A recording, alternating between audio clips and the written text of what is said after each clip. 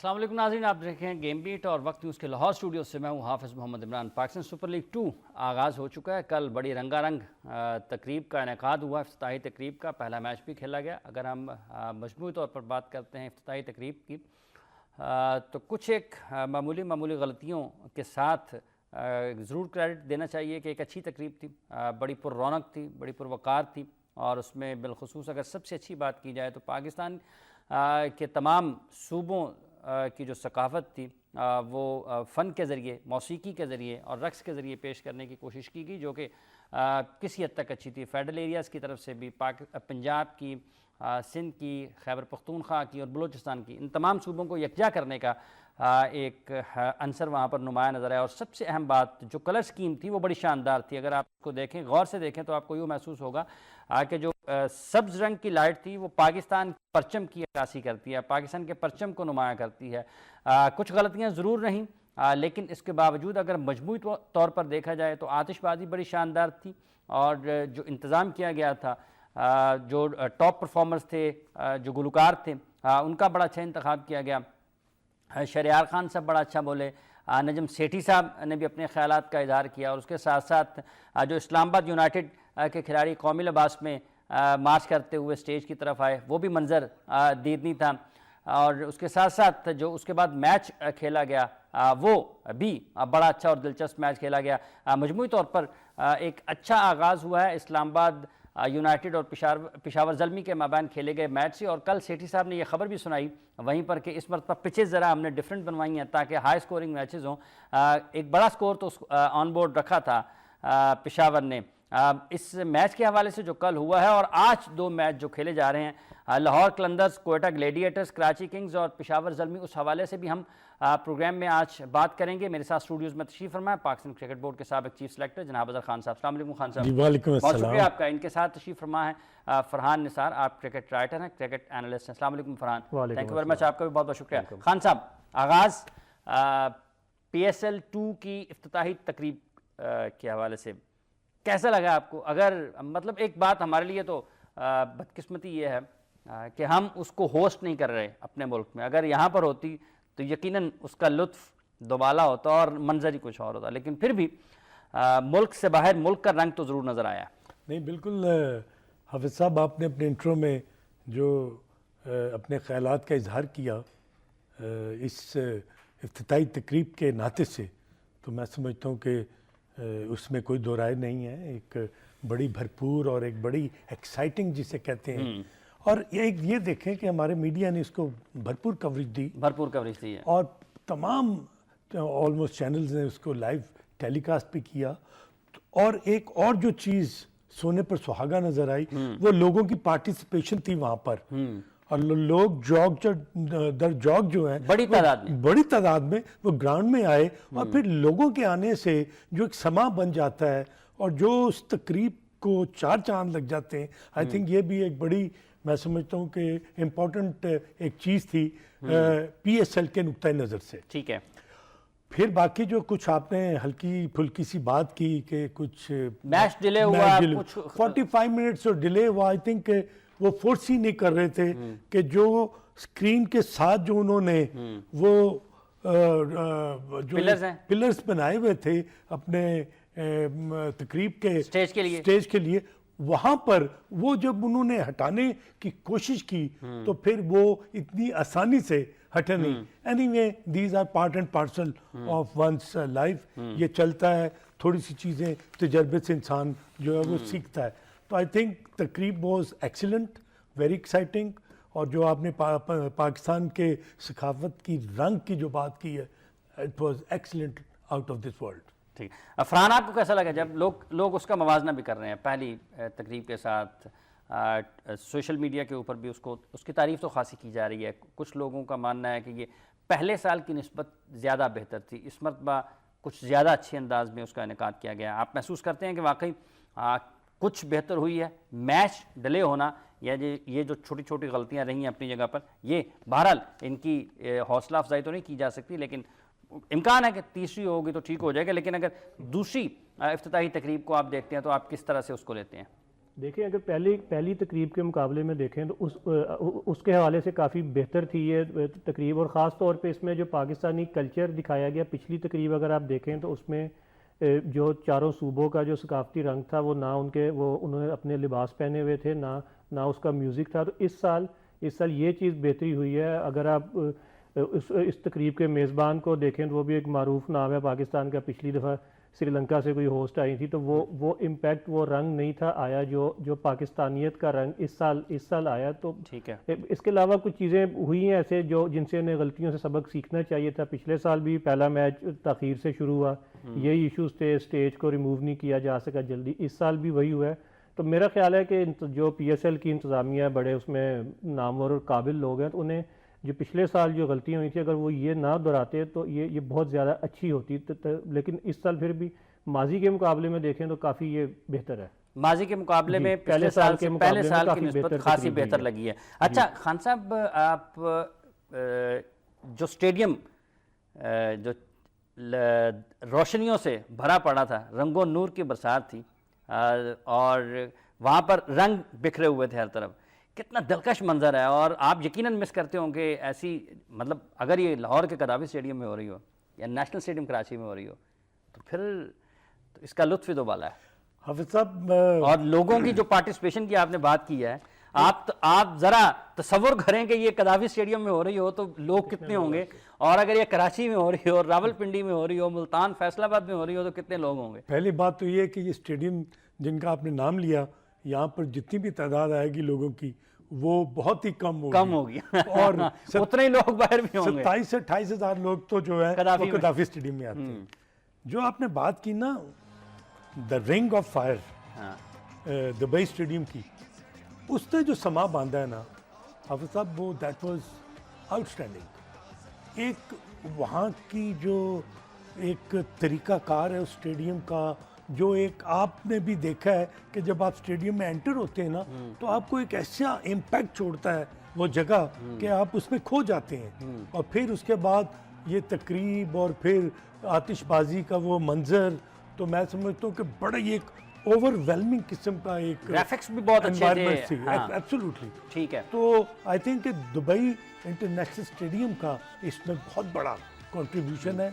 वहाँ की एनवायरनमेंट्स, वहाँ की क्लीननेस, उनकी जो तरीक़ाकार है, जिस तरह उसको मेंटेन किया हुआ है, जो खूबसूरती है, और जिसको नाम भी वो रिंग ऑफ फायर देते हैं, क्योंकि आप देखें कि इसकी जो आर्टिफिशियल लाइट्स है ना, इनका साया नहीं है। Have you thought about it? ठीक है कि आपको मतलब जब आप वॉक कर रहे हो या जा रहे हो तो आपको पीछे अपना साया नज़र या आगे नज़र आता है आर्टिफिशियल लाइट्स में, बट रिंग ऑफ फायर में ये नहीं है, बिकॉज ये बिल्कुल एक गोल दायरे में है। और ये जो टेक्नोलॉजी इस्तेमाल की है, आई थिंक कि ये बहुत ही ज़बरदस्त टेक्नोलॉजी है। शेख अन्नाहान साहब भी है, उनका भी बड़ा शुक्रिया अदा किया। एब्सोल्युटली, ज़रूर होना चाहिए सारी लोकल एडमिनिस्ट्रेशन का। और फरहान ने जहाँ तक जिक्र किया कि एक जो उसको मेज़बानी कर रहे थे उस तकरीब की, वो भी पाकिस्तान के एक मारूफ नाम है, और पिछली मरतबा एक गैर मुल्की थे, लेकिन इस मरतबा ये भी एक अच्छी चीज़ हुई है। अच्छा खान साहब, आज 2 मैचेस खेले जाएंगे जी। लाहौर कलंदर्स बमुकाबला कोयटा ग्लैडिएटर्स, जी, और दूसरा मैच जो खेला जाएगा वो है कराची किंग्स और पेशावर ज़ल्मी के मैदान। इस मैच पर आने से पहले जो कल मैच खेला गया है, जिसमें कामरान अकमल ने बड़ी शानदार परफॉर्मेंस दी है एक मरतबा से फिर, और उन्होंने जो शॉट्स खेले हैं अगर उनको देखा जाए तो एक मुकम्मल तौर पर एक ऐसा बल्लेबाज जो बड़ी अथॉरिटी के साथ बड़ी अच्छी फॉर्म में है, बॉल उसको फुटबॉल की तरह नज़र आ रहा है, जो बॉल जिस जगह पर है वहीं पर मेरिट, एक्स्ट्रा कवर है। अगर आपको कट मिला तो आपने कट मारा, अगर आपको बीच में बॉल आया तो आपने उसको फ्लिक किया, आपने मिड विकेट लगाया है, शॉट्स बनाए हैं। ये नहीं है कि सिर्फ एक स्ट्रॉन्ग जोन है और उसी में शॉट्स खेलने की कोशिश की है। जहां जहां उनको बॉल मिला है, इनसाइड आउट आए हैं, सीधा खेल दिया, हर तरफ शॉट खेले हैं, बॉल जहां पर गिरा वहीं पे बैट उसको उठाया और बाउंड्री हासिल की है, बिला वजह की जो इधर उधर हिल के रन नहीं बनाए। आपने तमाम चीज़ें जो हैं वो बड़े एहसन और बड़े ही खूबसूरत तरीके से उनकी इनिंग्स के बारे में आपने जिक्र कर दिया है। मैं सिर्फ ये कहूँगा कि कामरान अकमल की बॉडी लैंग्वेज जो थी ना, that was very positive, and he wanted to prove something to the people around him who are those people, you know better. कुछ कोचिंग स्टाफ में बाय बेंच पे बैठे होंगे और कुछ कहीं। यस, और आप ये देखें कि जिन शॉट्स का आपने अच्छा, वैसे जिन लोगों को वो कुछ दिखाना चाह रहे होंगे, मेरे ख्याल में वो रॉयल बॉक्स में भी बैठे होंगे। आपने जो उनकी बैटिंग का जिक्र किया ना, तो he was in tremendous form in domestic cricket.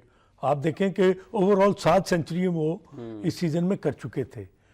तो ये जो एक बहुत बड़ा स्टेज था, बहुत बड़ा कैनवस था, ओपनिंग मैच था, और लोगों की कुछ तवक्कुआत, और कोई कमजोर बॉलिंग नहीं थी। नहीं, आई मीन तवक्कुआत भी जो थे, चैंपियन टीम के अगेंस्ट खेल रहे थे, तो उन्होंने जिस तरह अपनी इनिंग्स का आगाज किया और जिस तरह उन्होंने अपने शॉट्स खेले और जिस तरह हैंड आई कोऑर्डिनेशन था और उनका फुटवर्क था, और जो उनकी जो सबसे अच्छी मुझे चीज़ नज़र आई ना, जिसका आपने जिक्र किया, कि उनके जो बाजू थे ना और जो उनकी रिस्ट थी, वो इतनी ताकतवर नज़र आ रही थी कि जब भी वो बॉल को टाइम करते थे वो क्लियर करते थे बाउंड्री।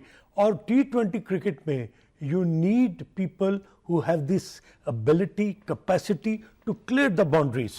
आप देखें कि जब भी उन्होंने मिड ऑन, उन्होंने जो शॉट मारी है वो बॉल के नीचे आए हैं, मिडल ऑफ द बॉल पर खेला है, and he use that area in a very very meticulous वे।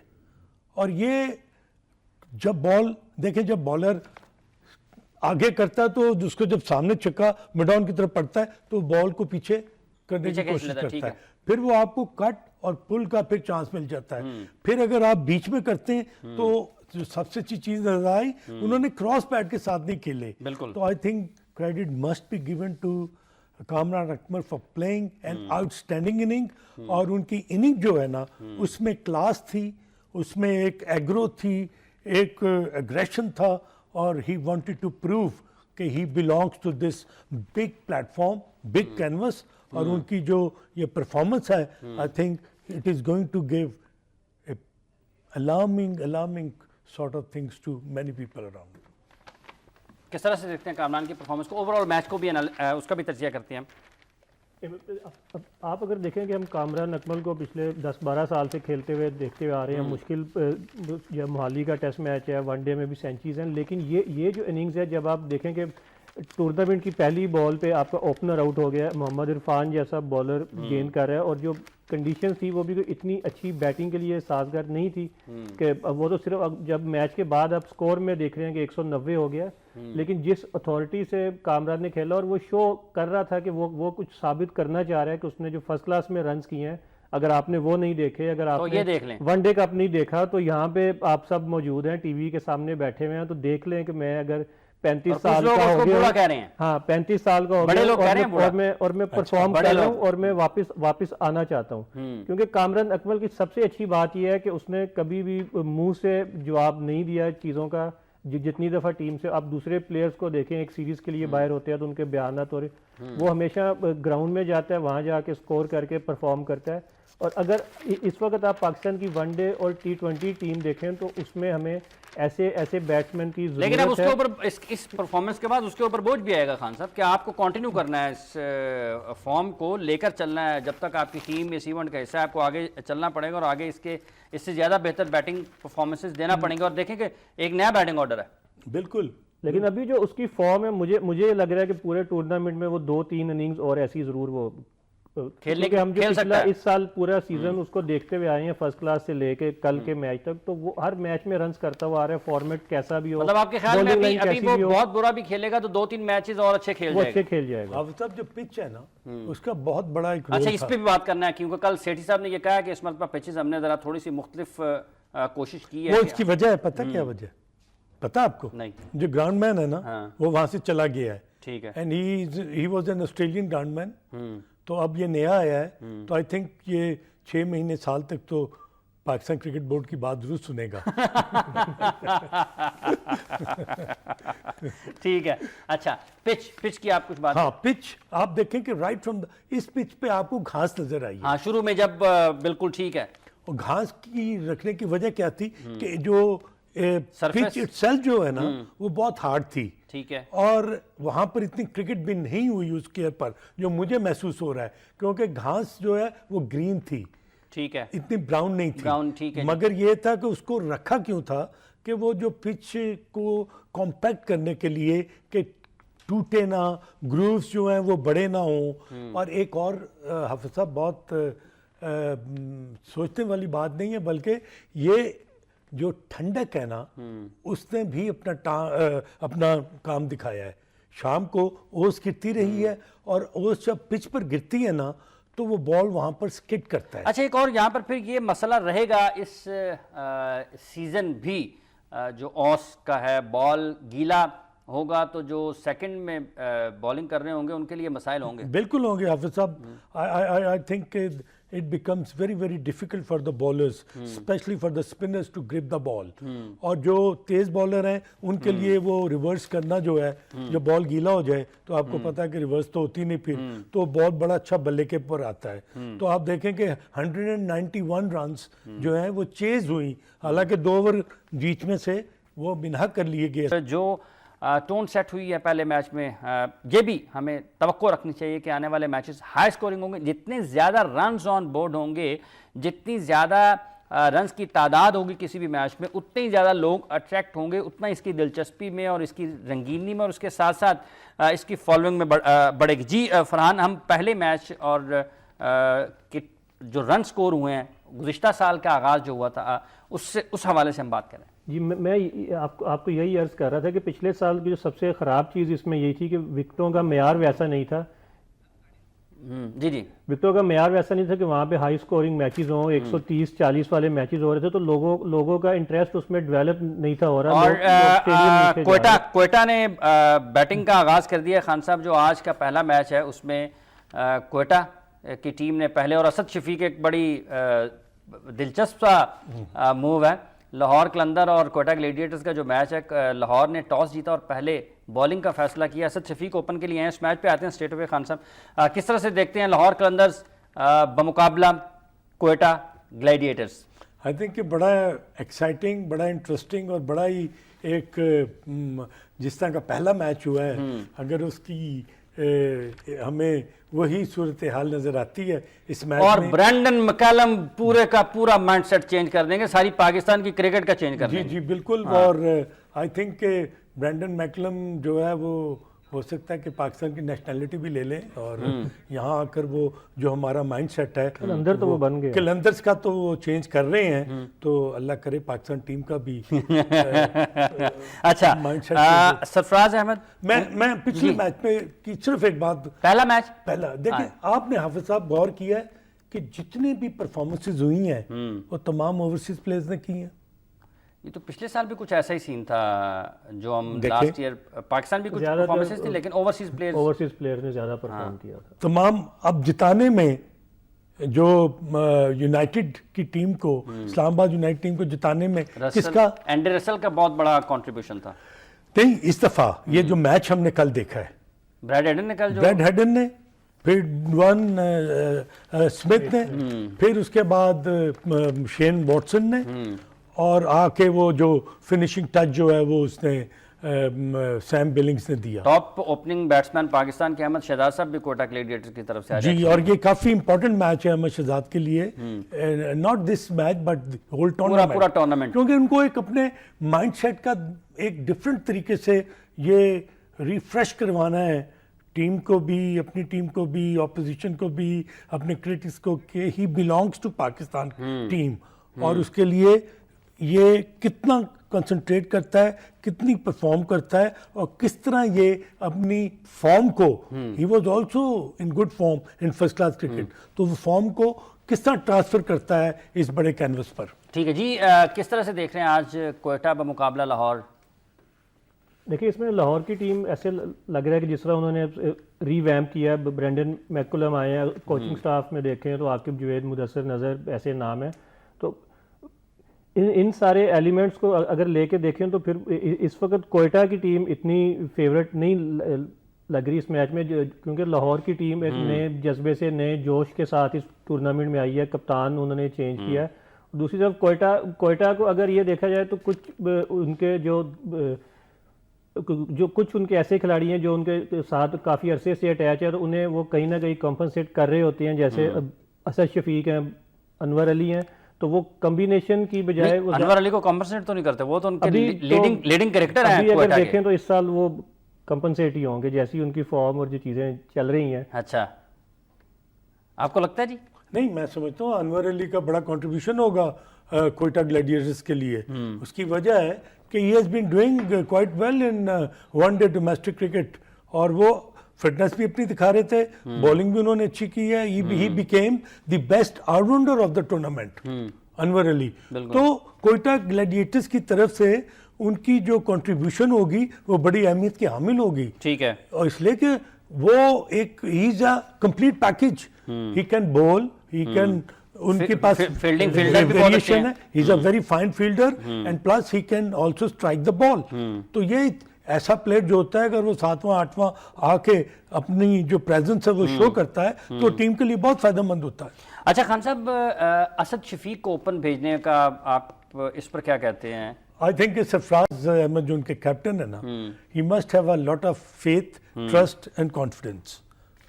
आप कभी भी किसी भी प्लेयर को कोई भी रोल देते हैं ना, तो उस रोल के मुताबिक आप हमेशा ये सोचते हैं कि क्या इसने पिछले मैचेस में या पिछले टूर्नामेंट्स में या डोमेस्टिक क्रिकेट में ओपन करके टीम को फ़ायदा दिया।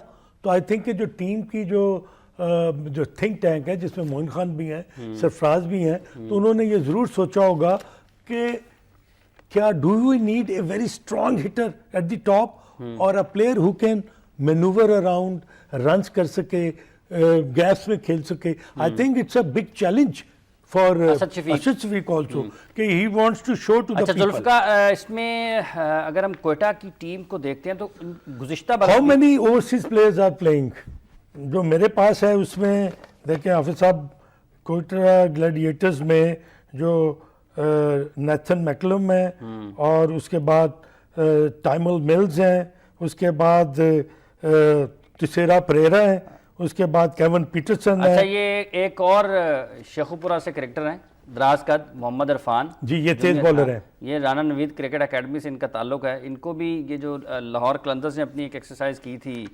टैलेंट हंट की, और उसमें इनको मौका मिला। और मैं बताता हूँ उसको। अच्छा, he used to play for वापडा।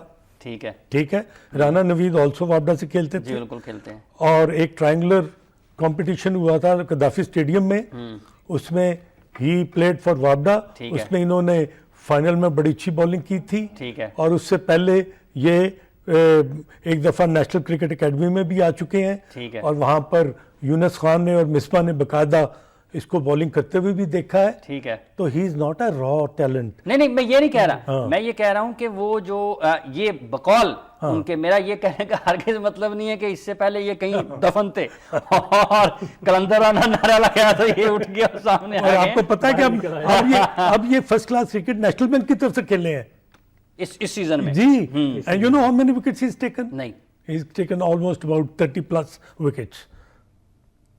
अच्छा चलें, ये मतलब ये जो एक प्लेटफॉर्म है पीएसएल का, ये हर साल कुछ ना कुछ तो लोगों के लिए लेके आएगा। एब्सोल्युटली। लेकिन अगर हम मजमूई तौर पर देखते हैं ना कि जो टॉल फास्ट बॉलर्स आते हैं, जो लंबा चलते हैं ना, उनकी एक्शन बड़े क्लीन और अच्छे होते हैं।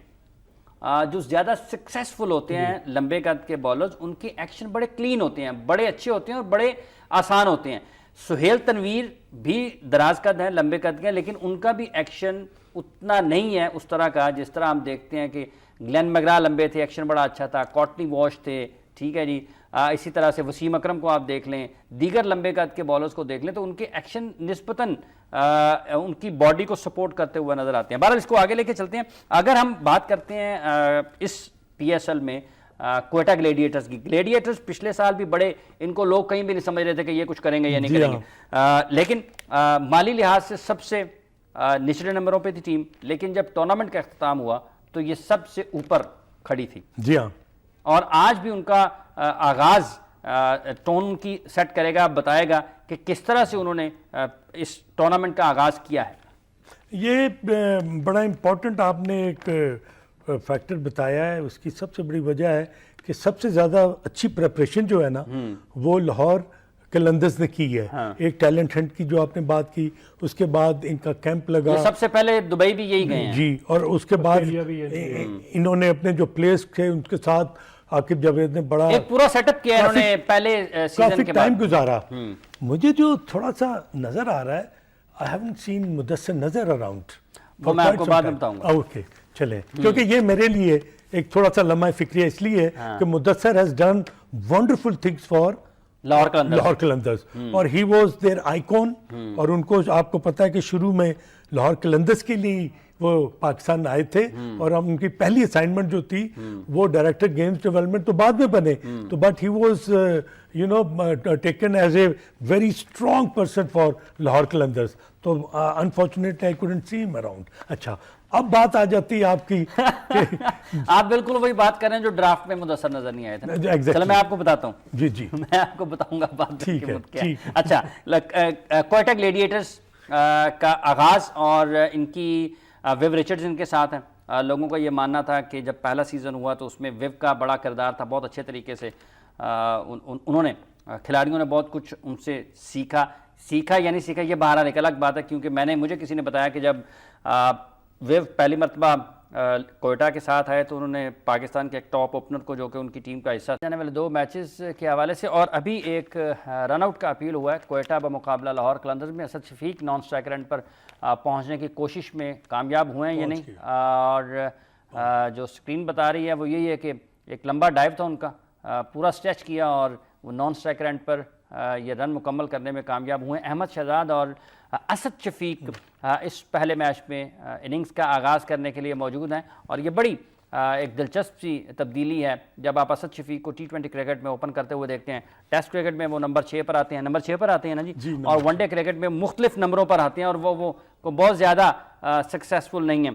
अच्छा खान साहब, किस तरह से आप देखते हैं इन दोनों टीमों के कप्तानों का मुकाबला? सरफराज अहमद पाकिस्तान के ODI कैप्टन, T20 कैप्टन, और ब्रेंडन मैकलम एक कामयाब कप्तान न्यूजीलैंड के। बहुत ज़बरदस्त मुआवजा हो सकता है, मैं समझता हूँ। और ये पहले विकेट जनाब अहमद शहजाद पवेलियन वापस लौटे, एक चेंज ऑफ पेस था मेरा ख्याल है। ये इन्होंने बाउंस किया, हाँ। और बाउंस जो था उनके लेफ्ट शोल्डर के ऊपर था, तो उन्होंने खड़े खड़े बॉल को हुक करने की कोशिश की and he got the edge, और इस तरह ये एक बड़ी अच्छी कामयाबी हासिल की। और ये बिल्कुल लीगल डिलीवरी है, लीगल डिलीवरी ना खान साहब? Absolutely, line belongs to umpire और ये पीछे थी। असद शफीक की जो आपने बात की ना कि असद शफीक और अहमद को लग रहा था कि शायद कुछ उनको डाउट नहीं, अहमद को हमेशा बॉडी लैंग्वेज उसकी ऐसी होती है कि शायद अंपायर मुझे वापस बुला लें या कुछ हो वो जाए ऐसे। आजकल के जो तरीकाकार है उसमें जो अंपायर्स हैं वो भी कह देते हैं कि रुक जाओ, कर लें। Let's see the no ball, ठीक है। तो उसमें फिर अगर आप क्रॉस कर जाएं boundary line then you can't come back. ठीक है। अच्छा, आउट अहमद के आउट पे हाँ, ये जो बाउंस किया है ना, आप देखेंगे जो सुहेल तनवीर है ना, वो काफी डिस्गाइज किस्म के बॉल करता है, कभी स्लो बाउंसर करता है, कभी तेज बाउंसर करता है, और ये बॉल उसके लेफ्ट शोल्डर पर था तो हुक करना चाह रहे थे और एज लिया, और मोहम्मद रिजवान ने बड़ा कंफर्टेबली लेग साइड पर एक कैच किया, और ये एक अच्छी और इम्पोर्टेंट विकेट है लाहौर कलंदर्स के नुक्ता नजर से। अनलकी फॉर अहमद शहजाद, लेकिन शॉट जो उन्होंने खेला वो आपको लगता है कि हाफिज साहब T20 मैच में you have to take chance, you know, जब भी आपके को पीछे गेंद मिलेगा you will go for that. Kevin Pietersen जब आए हैं तो he has not been in great form, ये बिग बैश में इतनी इनकी आउटस्टैंडिंग परफॉर्मेंस नहीं थी, तो आई थिंक ये विकेट जो है ना बड़ी इंपॉर्टेंट। जी, अहमद शहजाद का आगाज अच्छा नहीं हुआ फिर। देखिए, अहमद शहजाद अक्सर जो बड़े मैचेस होते हैं उनके खिलाड़ी नहीं, जो असद शफीक की आपने बात की कि उन्होंने एक एग्रेसिव ओपनर और एक खेला कि जो रन निकाले, तो अहमद शहजाद एंकर का किरदार बेसिकली है। लेकिन सॉरी टू से हाफिज साहब, अहमद शहजाद एग्रेसिव ओपनर नहीं है, उसको सिर्फ एग्रेसिव बातों से वो है। अगर उसके आप स्टैट्स निकाल के देखें, स्ट्राइक रेट तो उनका 112 का स्ट्राइक रेट, जो ओपनर पावर प्ले में जिसको 6 ओवर मिलते हैं वो 112 के स्ट्राइक रेट से इंटरनेशनल क्रिकेट खेल रहा है। यहाँ डोमेस्टिक T20 में 150 मैचेस खेल के भी 120-22 का स्ट्राइक रेट है। तो उसे आप अग्रेसिव नहीं कहेंगे। और यहाँ पे भी ये जैसी शॉट है, खान साहब ये वैसे कोई इतना अच्छा शॉट नहीं है, बिल्कुल अच्छा शॉट नहीं है। पोजीशन में नहीं थे। मगर आप अगर बॉल को देखें, ये देखें, हाँ। वो पोजीशन में इसलिए नहीं आ सके, थोड़ा सा स्टीप बाउंस था, बाउंस हुआ और ना। वो बॉल ने फॉलो किया है। अब आप ये देखें कि उन्होंने कहां पर बॉल को खेला है। हाँ। It was not on the left shoulder, it was right under his eye. तो आई की वजह से वो जब शॉट खेली तो वो बिल्कुल ब्लॉक हो गए हुए थे। केपी ने आते साथ ही शफल करना शुरू कर दिया। जी हाँ, पहला बॉल भी उन्होंने मिड विकेट के रीजन में खेला, लेकिन कंफर्टेबल है। ये पिच बहुत अच्छी है हाफिज साहब, आप थोड़ा सा टाइम अगर आप गुजारेंगे इस पिच पर तो ये बल्ले पर बहुत अच्छा आएगा। और आपके लिए जो पहले 6 ओवर है ना, they are going to be very important, क्योंकि सर्कल का आपने फायदा उठाना है। और उसमें अगर आपका मेन प्लेयर जो है अगर अहमद शहजाद की शक्ल में आउट हो जाए तो फिर जो फील्डिंग साइड है उसको साई ऑफ रिलीफ मिल जाती है। ठीक है। अच्छा, असद शफीक की आप बात कर रहे हैं जी कि उनको शीट एंकर के किरदार उनको निभाना पड़ेगा यहाँ पर, और स्ट्राइक बहरहाल सिर्फ ये नहीं है कि आपने डॉट करने हैं या सिंगल्स डबल्स के साथ, आपको 12 रन निकालने हैं। 20 overs पे आप कितना की- मतलब डॉट्स के साथ तो आप नहीं खेल सकते। अगर आप ओपनर, खासतौर पे ओपनर है, तो असद शफीक को वही रोल करना पड़ेगा जिस तरह हाशिम आमला जनूबी अफ्रीका के लिए खेलते हैं। रन्स निकालने पड़ेंगे, लंबी इनिंग्स खेलनी पड़ेगी, ताकि जो साथ दूसरा उनका पार्टनर है वो बिल्कुल आज़ादाना तरीके से खेले। और अभी ये जो अहमद का आउट है, इस पर मैं पिछले मैच को कनेक्ट करता हूँ कि कामरान अकमल और अहमद शहजाद दोनों टीम से बाहर, दोनों टैलेंटेड प्लेयर, डोमेस्टिक में रन्स किए हैं। यहाँ एक बड़ा प्लेटफॉर्म था, तो यहाँ पे एक उस खिलाड़ी का करेक्टर शो हुआ है कि कौन कौन कितना बड़ा खिलाड़ी है, कौन कितना मेंटली प्रिपेयर्ड है, और कौन सा खिलाड़ी ऐसा है कि जिसको पता है कि मैं सिर्फ ग्राउंड में रन्स करके ही टीम में वापस आऊंगा और मेरे पास कोई दूसरा रास्ता नहीं है।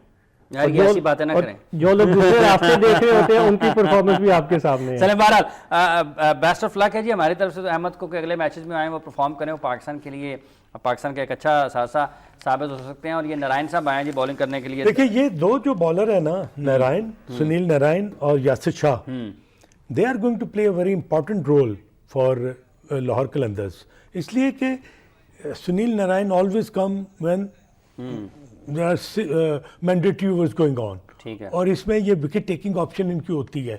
He doesn't come to stop the ये रन। बड़ा अच्छा एक मुकाबला होगा वैसे केपी और नारायण का, जी हाँ, क्योंकि वो भी चार्ज करने के लिए जाएंगे। Naturally KP will not let it go like this कि जी वो कोई रोकना शुरू कर दे। ही विल गो आफ्टर, जैसे कल कामरान ने सईद अजमल के अगेंस्ट हाँ चार्ज किया था। तो आप देखें रन्स लिए उन्होंने अच्छे खासे। एग्जैक्टली, पहले ओवर में तो यही एक क्वालिटी प्लेयर का यही एक खासा होता है कि वो सिचुएशन को बहुत जल्दी रीड कर लेता है और वो कहता है कि कहां पर मैंने अटैक करना है और कहां पर मैंने स्ट्राइक को रोटेट करना है। ठीक है। सुनील नारायण भी एक्शन तब्दील होने के बाद ये उतने मौसर नहीं रहे जैसे वो आईपीएल में 2-3 साल पहले बहुत आउट करते रहे, टॉप बॉलर होते रहे। वेस्ट इंडीज के लिए भी सुनील बद्री और ये इन दोनों का कॉम्बिनेशन था, लेकिन अभी वो उतने इफेक्टिव नहीं है। लेकिन यहाँ पे यही जैसे अभी खान साहब ने बात की कि बड़े प्लेयर की कि अगर आप कोयटा का स्टार्ट देखें इतना अच्छा नहीं है, 1 विकेट गिर गई है और टॉप बॉलर है 18 रन हुए हैं। और उसके बावजूद केविन पीटरसन जो मेन प्लेयर है वो चार्ज कर रहा है, वो मतलब वो पीछे नहीं, बैकफुट। अच्छा खान साहब, दूसरा मैच है जी कराची किंग। कलंदर में अजहर अली नहीं खेल रहे। हाँ आज चलें, बहरहाल देखते हैं जी। वो अजहर अली पाकिस्तान के वनडे कैप्टन अब नहीं रहे हैं। अगर आज वो कलंदर्स की तरफ से इस T20 मैच का हिस्सा नहीं है तो जहन बना लेना चाहिए लोगों को कि आने वाले को वनडे फॉर्मेट में पाकिस्तान की प्लेइंग 11 का हिस्सा भी बहुत मुश्किल होगा उनके लिए कि वो जगह बनाए। अच्छा जी खान साहब, कराची किंग्स में मुकाबला पेशावर ज़ल्मी। जी जी, ज़ल्मी 1 डाउन है, 1 डाउन है जी। और ज़ल्मी कल मैच जो है पाकिस्तान के वक्त के मुताबिक 2:45 बजे खत्म हुआ, तो now they will have to change their gears as early as possible और फिर ग्राउंड में आना है और फिर इन्होंने वो मैच खेलना है और मैच खेलना है कराची किंग के खिलाफ। ठीक है। तो ये जो गलती की है थोड़ी सी ज़ल्मी की टीम में, मैं एज ए क्रिकेट फैन ना मैं कहूँगा कि इन्होंने ज़रा जल्दी की हारिस सोहेल को खिलाने में। Haris Sohail shouldn't have been playing yesterday. वजह कि एक उसकी इंजरी 2 साल के बाद आ रही थी। 2015 के वर्ल्ड कप के बाद से अब तक वो रिहैब में है। तो एकदम इतने बड़े प्लेटफॉर्म पर, इतने बड़े कैनवस पर, इतने प्रेशर मैच में, लेकिन आपको वो टच में नजर आए नहीं। वो इसलिए कि